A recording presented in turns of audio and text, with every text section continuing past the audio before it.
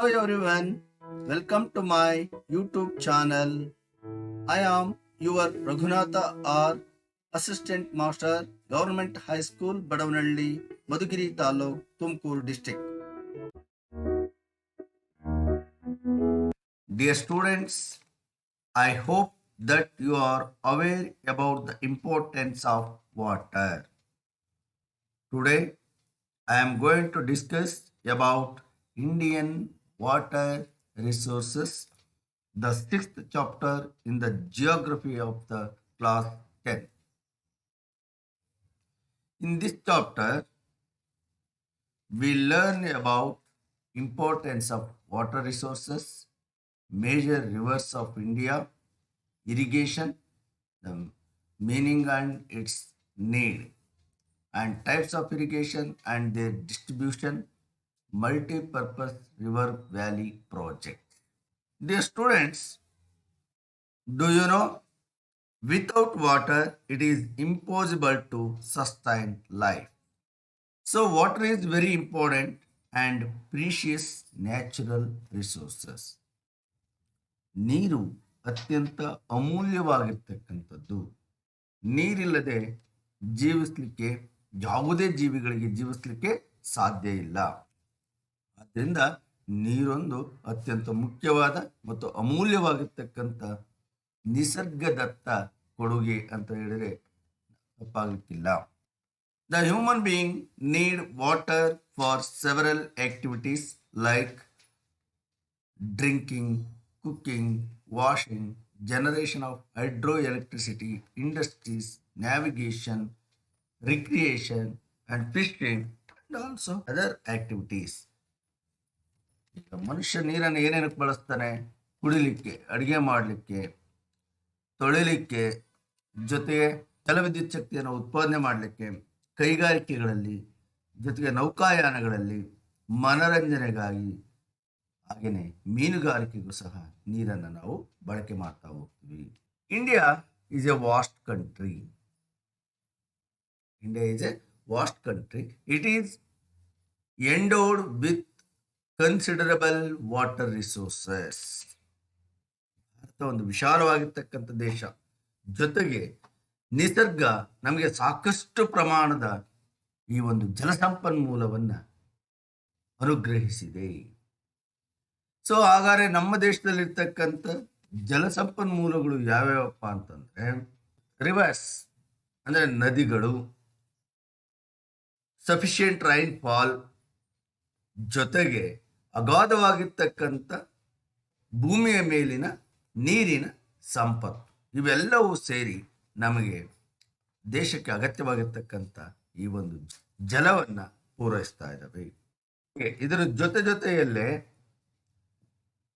ಭೂಮಿಯ ಮೇಲಿನ ನೀರಿನ ಮೂಲಗಳಾಗಿ ನಾವು ನದಿಗಳನ್ನು, ಮಳೆ ಹಾಗೂ ಬೇರೆ ಮೂಲಗಳನ್ನು ನಾವು ಅವಲಂಬಿಸಿದ್ರೆ, ಇದರ ಜೊತೆಯಲ್ಲೇ ಭಾರತಕ್ಕೆ ಬೇಕಾಗಿರ್ತಕ್ಕಂಥ ನೀರನ್ನು ಪೂರೈಸ್ತಕ್ಕಂಥ ಮತ್ತೊಂದು ಸಂಪನ್ಮೂಲ ಯಾವುದಪ್ಪ ಅಂತಂದರೆ ಅದು ಅಂತರ್ಜಲ.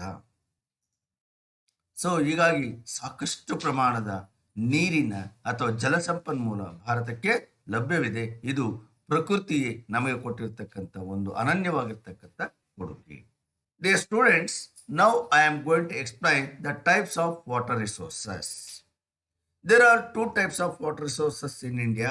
One is surface water resources, another one is groundwater resources. ಈಗ ಭಾರತದಲ್ಲಿ ಲಭ್ಯ ಇರತಕ್ಕಂಥ ಜಲಸಂಪನ್ಮೂಲವನ್ನು ನಾವು ಎರಡು ಭಾಗಗಳಾಗಿ ವಿಂಗಡಿಸಬಹುದು, ಎರಡು ವಿಧಗಳಾಗಿ ವಿಂಗಡಿಸಬಹುದು. ಒಂದು ಭೂಮಿಯ ಮೇಲಿನ ನೀರಿನ ಸಂಪನ್ಮೂಲ, ಇನ್ನೊಂದು ಅಂತರ್ಜಲ. ಸೊ ಎರಡು ವಿಧವಾಗಿರ್ತಕ್ಕಂಥ ವಾಟರ್ ರಿಸೋರ್ಸಸ್ ಅನ್ನು ನಾವು ಭಾರತದಲ್ಲಿ ಕಾಣಬಹುದು. So name the surface water resources ಅಂತಂದ್ರೆ ಭೂಮಿಯ ಮೇಲಿರ್ತಕ್ಕಂಥ ಜಲಮೂಲಗಳು ಯಾವ್ಯಾವು, ಜಲಸಂಪತ್ತಿನ ಮೂಲಗಳು ಯಾವ್ಯಾವು ಅಂತ ನಾವು ನೋಡೋದಾದ್ರೆ ರೈನ್ ಫಾಲ್ ಮಳೆ, ರಿವರ್ಸ್ ನದಿಗಳು, ಲೇಕ್ಸ್ ಸರೋವರಗಳು, ಟ್ಯಾಂಕ್ಸ್ ಕೆರೆಗಳು ಮತ್ತು ಚಿಲುಮೆಗಳು ಅಂತ ನಾವೇನು ಕರಿತೀವಿ. ಇವು ಚಿಲುಮೆಗಳು, ಸ್ಪ್ರಿಂಗ್ಸ್ ಮೀನ್ಸ್ ಚಿಲುಮೆಗಳು. ಇವು ಭೂಮಿಯ ಮೇಲೆ ಇರ್ತಕ್ಕಂಥ ನೀರಿನ ಮೂಲಗಳು ಅಥವಾ ಜಲಸಂಪತ್ತಿನ ಮೂಲಗಳು. As extensive water resources, Bharat ಸಾಕಷ್ಟು ಪ್ರಮಾಣದ ಈ ಒಂದು ನೀರಿನ ಸಂಪನ್ಮೂಲವನ್ನು ಅಥವಾ ಜಲಸಂಪತ್ತನ್ನು ಹೊಂದಿದೆ. Dear students, now we are going to discuss about the Indian rivers. ಈಗ ನಾವು ಭಾರತದ ನದಿಗಳ ಬಗ್ಗೆ ಸ್ವಲ್ಪ ಅಭ್ಯಾಸವನ್ನು ಮಾಡೋಣ. So the rivers are the important resources of surface water. ಭಾರತದಲ್ಲಿ ಭೂಮಿಯ ಮೇಲೆ ಇರ್ತಕ್ಕಂಥ ನೀರಿನ ಮೂಲಗಳು ಅಂತ ನಾವೇನು ಕರಿತೀವಿ, ಜಲಸಂಪತ್ತಿನ ಮೂಲಗಳು ಅಂತ ನಾವೇನು ಕರಿತೀವಿ, ಇವುಗಳಲ್ಲಿ ಅತಿ ಮುಖ್ಯವಾಗಿರ್ತಕ್ಕಂಥ ಜಲಸಂಪತ್ತಿನ ಮೂಲ ಅಂತಂದರೆ ಅದು ನದಿಗಳು ಅಂತಂದೇಳ್ಬಿಟ್ಟು ನಾವು ಹೇಳ್ಬೋದು. So India has many river system. India has many river system. ಭಾರತದಲ್ಲಿ ಅನೇಕ ನದಿ ವ್ಯವಸ್ಥೆಗಳನ್ನು ನಾವು ಕಾಣ್ತಾ ಹೋಗ್ತೀವಿ. They are the natural resources. Reverse are the natural resources of the country.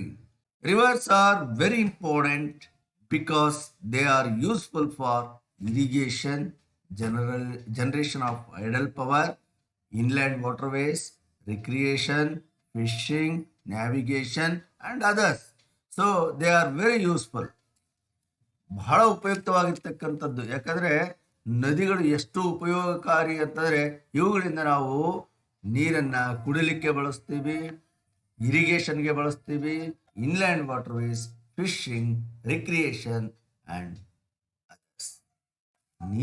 ಈ ನದಿಗಳನ್ನು ನಾವು ಕುಡಿಯುವ ನೀರಿಗಾಗಿ ನಾವು ಬಳಕೆಯನ್ನು ಮಾಡ್ಕೊಳ್ತೀವಿ, ಗೃಹ ಕೃತ್ಯಗಳಿಗಾಗಿ ಬಳಕೆಯನ್ನು ಮಾಡ್ಕೊಳ್ತೀವಿ, ಜೊತೆಗೆ ಕೈಗಾರಿಕೆಗಳಲ್ಲೂ ಸಹ ನೀರನ್ನು ಬಳಸಲಿಕ್ಕೆ ನದಿಯ ನೀರನ್ನು ನಾವು ಅವಲಂಬಿಸಿದ್ದೀವಿ.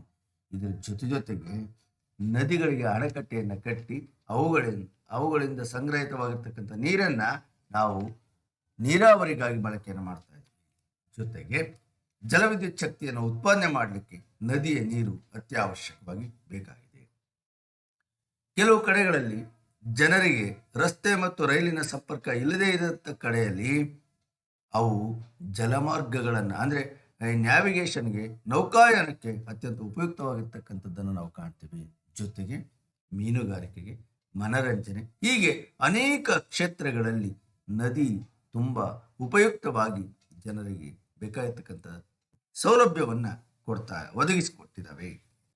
Dear students, on the basis of the area of origin, the rivers of India may be divided into 2 categories.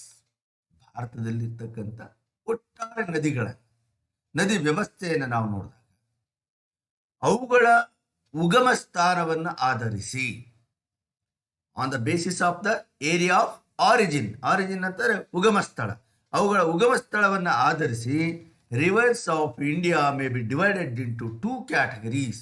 ಭಾರತದಲ್ಲಿರ್ತಕ್ಕಂಥ ನದಿ ವ್ಯವಸ್ಥೆಗಳನ್ನು 2 ಭಾಗಗಳಾಗಿ ನಾವು ವಿಂಗಡಣೆಯನ್ನು ಮಾಡಬಹುದು. ಒಂದು, the rivers of north India, ಉತ್ತರ ಭಾರತದ ನದಿಗಳು, and the south Indian rivers are peninsular rivers. North Indian rivers are Himalayan rivers. Second one, the South Indian rivers or peninsular rivers. ಉತ್ತರ ಭಾರತದ ನದಿಗಳು ಅಥವಾ ಹಿಮಾಲಯದ ನದಿಗಳು.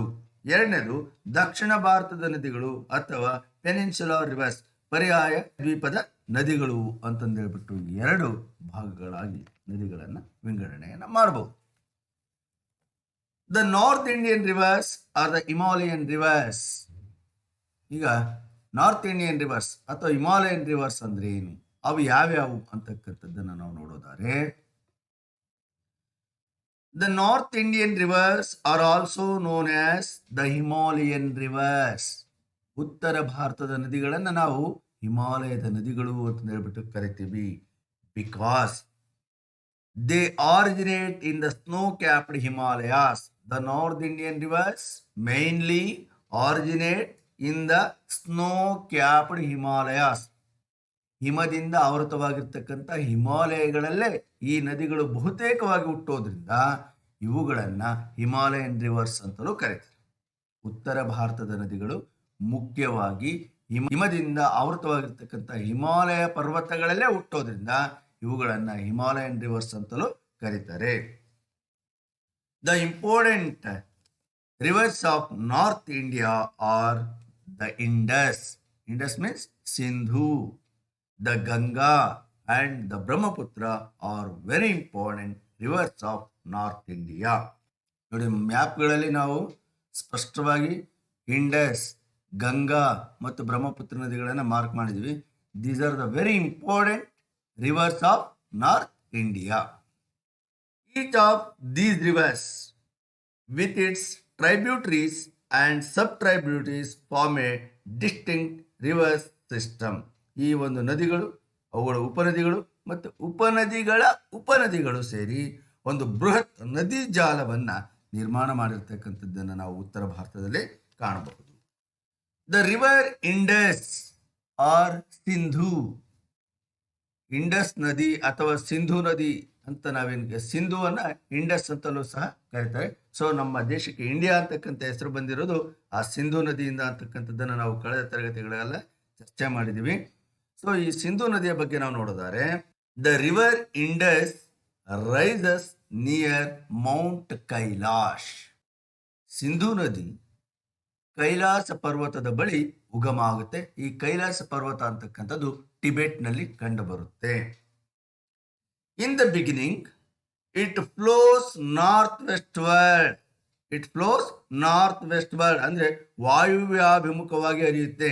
ನೋಡಿ, ಈ ಸಿಂಧೂ ನದಿ ಕೈಲಾಸ ಪರ್ವತದ ಬಳಿ ಹುಟ್ಟಿ ವಾಯುವ್ಯಾಭಿಮುಖವಾಗಿ ಹರಿದು ನಂತರ it flows toward south west, ನಂತರ ನೈಋತ್ಯ ದಿಕ್ಕಿಗೆ ಹರಿಯೋದ್ರ ಮೂಲಕ ಎಂಟರ್ ಪಾಕಿಸ್ತಾನ್, ನಂತರ ಇದು ಪಾಕಿಸ್ತಾನವನ್ನು ಪ್ರವೇಶ ಮಾಡುತ್ತೆ. ಮೊದಲು ಕೈಲಾಸ ಪರ್ವತದ ಬಳಿ ಹುಟ್ಟಿರ್ತಕ್ಕಂಥ ಸಿಂಧೂ ನದಿ ವಾಯುವ್ಯಾಭಿಮುಖವಾಗಿ ಹರಿದು ನಂತರ ತನ್ನ ಹರಿವನ್ನು ಬದಲಾಯಿಸಿ ಇದು ಆಗ್ನೇಯ ನೈಋತ್ಯ ದಿಕ್ಕಿಗೆ ಹರಿದು ಪಾಕಿಸ್ತಾನಕ್ಕೆ ಪ್ರವೇಶವನ್ನು ಮಾಡುತ್ತೆ. Finally it joins the Arabian C near Karachi. ಪಾಕಿಸ್ತಾನದ ಕರಾಚಿ ಹತ್ರ ಇದು ಅರಬ್ಬಿ ಸಮುದ್ರವನ್ನು ಸೇರುತ್ತೆ.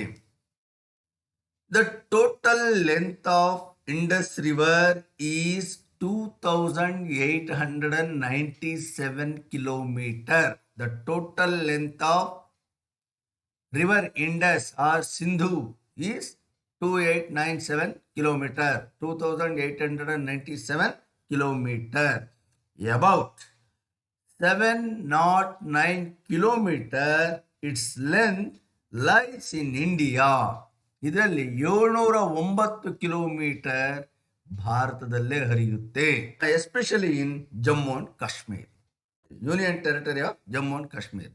ಜಮ್ಮು ಮತ್ತು ಕಾಶ್ಮೀರ ಕೇಂದ್ರಾಡಳಿತ ಪ್ರದೇಶಗಳಲ್ಲಿ ಸುಮಾರು 709 ಕಿಲೋಮೀಟರ್ ಹರಿದು ನಂತರ ಇದು ಪಾಕಿಸ್ತಾನವನ್ನು ಪ್ರವೇಶ ಮಾಡುತ್ತೆ. The Sutlej, the Beas, the Ravi, the Chenab, RAVI Ravi ಅಲ್ಲ, ಇದು Ravi, RAVI Ravi, and Sutlej, Jhelum, Chenab, Beas, Ravi and Sutlej are the main tributaries of river Indus. Sindhu ನದಿ ಹಿಮಾಲಯದಲ್ಲಿ ಹುಟ್ಟಿ ಹರಿಯುತ್ತೆ. ಸೊ ಈ ಚಿತ್ರದಲ್ಲಿ ನಾವು ಸಿಂಧೂ ನದಿಯನ್ನು ಕಾಣಬಹುದು. Next, the river Ganga. It is the largest river of India. ಭಾರತದಲ್ಲೇ ಅತಿ ದೊಡ್ಡ ನದಿ ಅಂತ ಹೇಳಿದ್ರೆ ಅದು ಗಂಗಾ ನದಿ ಅಂತ ಹೇಳ್ಬಿಟ್ಟು ನಾವು ಹೇಳ್ಬೋದು. Ganga river rises near Gangotri glacier. Gangotri ಅಂತಕ್ಕಂಥ ಹಿಮ ನದಿಯಲ್ಲಿ ಈ ನದಿ ಹುಟ್ಟುತ್ತೆ. The total length of Ganga river is 2525 kilometers. 2525 kilometers. It flows through 4 states of India. ಭಾರತದ 4 ರಾಜ್ಯಗಳಲ್ಲಿ ಹರಿಯುತ್ತೆ. Uttarakhand, Uttar Pradesh, Bihar and West Bengal. It flows through 4 states like Uttarakhand, Uttar Pradesh, Bihar and West Bengal. Its total basin area is approximately 1/4 of India's total area. ಭಾರತದ ಒಟ್ಟಾರೆ ಭೌಗೋಳಿಕ ಪ್ರದೇಶ ಏನಿದೆ ಆ ಭೌಗೋಳಿಕ ಪ್ರದೇಶದ 4ನೇ ಒಂದು ಭಾಗ ಅಂದರೆ ಕಾಲು ಭಾಗದಷ್ಟು ಭೌಗೋಳಿಕ ಪ್ರದೇಶವನ್ನು ಇದು ಆವರಿಸಿದೆ. ಇಡೀ ಕಾಲು ಭಾಗ ಭಾರತ ಗಂಗಾ ನದಿ ಮತ್ತು ಅದರ ಉಪನದಿಗಳಿಂದ ಆವೃತವಾಗಿದೆ ಅಂತ ಹೇಳಿದ್ರೆ ತಪ್ಪಾಗ್ಲಿಕ್ಕಿಲ್ಲ. The river Ganga flows toward the south and south east. ಇದು ಗಂಗೋತ್ರಿ ಗ್ಲೇಸಿಯರ್ ಅಲ್ಲಿ ಹುಟ್ಟಿ ದಕ್ಷಿಣಕ್ಕೆ ಹರಿದು ನಂತರ ಇದು ಸೌತ್ ಈಸ್ಟ್ ಆಗ್ನೇಯಾಭಿಮುಖವಾಗಿ ಹರಿದು ದೆನ್ ಎಂಟರ್ಸ್ ಬಾಂಗ್ಲಾದೇಶ್, ಬಾಂಗ್ಲಾದೇಶವನ್ನು ಪ್ರವೇಶ ಮಾಡುತ್ತೆ. ಅಲ್ಲಿ ಇಟ್ ಜಾಯಿನ್ಸ್ ದ ಬ್ರಹ್ಮಪುತ್ರ ನದಿಯನ್ನು ಸೇರ್ಬಿಟ್ಟು ಪದ್ಮ ಅಂತಕ್ಕಂಥ ನದಿಯಾಗಿ ಇದು ಬಾಂಗ್ಲಾದೇಶದಲ್ಲಿ ಹರಿದು at last it joins Bay of Bengal, Bangala ಕೊಲ್ಲಿಯನ್ನು ಸೇರುತ್ತೆ. The tributaries of Ganga rivers are Yamuna, Ghaghra, Gandak, Ramganga, Gomti, Sharda, Son. This is the picture of river Ganga. It is the largest river of India. The tributaries of Ganga river are Yamuna, Gagra, Gandak, Ramganga, Gomati, Sharda, Son, S-O-N, Son, and Kosi. These are the important tributaries of river Ganga. Among them, Yamuna is the longest tributary of the Ganga. Ganga ನದಿಯ ಉಪನದಿಗಳಲ್ಲೇ, ಟ್ರೈಬ್ಯೂಟರಿ ಅಂತಂದರೆ ಉಪನದಿಗಳು, ಗಂಗಾ ನದಿಯ ಉಪನದಿಗಳಲ್ಲೇ ಅತ್ಯಂತ ದೊಡ್ಡ ಉಪನದಿ ಅಂತಂದರೆ ಅದು ಯಮುನಾ ಅಂತಕ್ಕಂಥದ್ದು. ಇದು ಯಮುನೇತ್ರಿ ಅಂತಕ್ಕಂಥ ಸ್ಥಳದಲ್ಲಿ ಹುಟ್ಟುತ್ತೆ. ಯಮುನೇತ್ರಿ ಅಂತಕ್ಕಂಥದ್ದು ಹಿಮಾಲಯದಲ್ಲಿ ಬರ್ತಕ್ಕಂಥ ಒಂದು ಸ್ಥಳ. ಆ ಯಮುನೇತ್ರಿಯಲ್ಲಿ ಯಮುನಾ ನದಿ ಹುಟ್ಟುತ್ತೆ. Next, the another important north Indian river is Brahmaputra. The river Brahmaputra rises near Lake Manas Sarovara in Tibet. ಟಿಬೆಟ್ನಲ್ಲಿರ್ತಕ್ಕಂಥ ಮಾನಸ ಸರೋವರದ ಬಳಿ ಇದು ಜನ್ಮವನ್ನು ತಾಳುತ್ತೆ. ಆ್ಯಂಡ್ ಫ್ಲೋಸ್ ಈಸ್ಟ್ವರ್ಡ್, ನಂತರ ಅದು ಪೂರ್ವ ದಿಕ್ಕಿಗೆ ಹರಿಯುತ್ತೆ through the Tibet by the name of Tsangpo. ಇದು ಟಿಬೆಟ್ಟನ್ನು ಅನುಸರಿಸಿ ಪೂರ್ವ ದಿಕ್ಕಿಗೆ ಹರಿಯುತ್ತೆ. ಆ ಟಿಬೆಟ್ನಲ್ಲಿ ಈ ಒಂದು ಬ್ರಹ್ಮಪುತ್ರ ನದಿಯನ್ನು ಸಾಂಗ್ಪೋ ಅಂತಕ್ಕಂಥ ಹೆಸರಿನಿಂದ ಕರೀತಾರೆ. It enter India through a narrow gorge in Arunachal Pradesh. Arunachal ಪ್ರದೇಶದಲ್ಲಿ ಒಂದು ಇಕ್ಕಟ್ಟಾಗಿರ್ತಕ್ಕಂಥ ಕಣಿವೆಯ ಮೂಲಕ ಇದು ಭಾರತವನ್ನು ಪ್ರವೇಶ ಮಾಡುತ್ತೆ. Then it flows to the west. ಆನಂತರ ಇದು ಪಶ್ಚಿಮಕ್ಕೆ ಹರಿದು and turn to south in Bangladesh. ಪಶ್ಚಿಮಕ್ಕೆ ಹರಿದು ನಂತರ ಇದು ದಕ್ಷಿಣಕ್ಕೆ ತಿರುಗೋದ್ರ ಮೂಲಕ ಬಾಂಗ್ಲಾವನ್ನು ಪ್ರವೇಶಿಸಿ ಅಲ್ಲಿ it's joins river Ganga, Ganga ನದಿಯನ್ನು ಸೇರಿ ಹರಿಯುತ್ತೆ. ಸೊ ಗಂಗಾ ನದಿ ಮತ್ತು ಬ್ರಹ್ಮಪುತ್ರ ನದಿಗಳು ಬೇ ಆಫ್ ಬೆಂಗಾಲ್, ಬಂಗಾಳ ಕೊಲ್ಲಿಯನ್ನು ಸೇರುವುದಕ್ಕಿಂತ ಮೊದಲು ಅತಿ ದೊಡ್ಡದಾಗಿರ್ತಕ್ಕಂಥ ನದಿಮುಖಜ ಭೂಮಿಯನ್ನು ನಿರ್ಮಾಣ ಮಾಡಿರ್ತಕ್ಕಂಥದ್ದನ್ನು ನಾವು ಬಾಂಗ್ಲಾದೇಶದಲ್ಲಿ ಕಾಣಬಹುದು. ಮತ್ತು ಅತಿ ಫಲವತ್ತಾಗಿರ್ತಕ್ಕಂಥ ಈ ಒಂದು ನದಿಮುಖಜ ಭೂಮಿಯನ್ನು ಅವು ಸೃಷ್ಟಿಸಿದವೆ. So the total length of Brahmaputra river is 2589 kilometre, 2589 kilometre. ನೋಡಿ, ಇದು ಬ್ರಹ್ಮಪುತ್ರ ನದಿ. ಇದು ಹುಟ್ಟೋದು ಮಾನಸ ಸರೋವರದಲ್ಲಿ, ನಂತರ ಅರುಣಾಚಲ ಪ್ರದೇಶದ ಮೂಲಕ ಭಾರತಕ್ಕೆ ಪ್ರವೇಶವನ್ನು ಪಡ್ಕೊಳ್ಳುತ್ತೆ.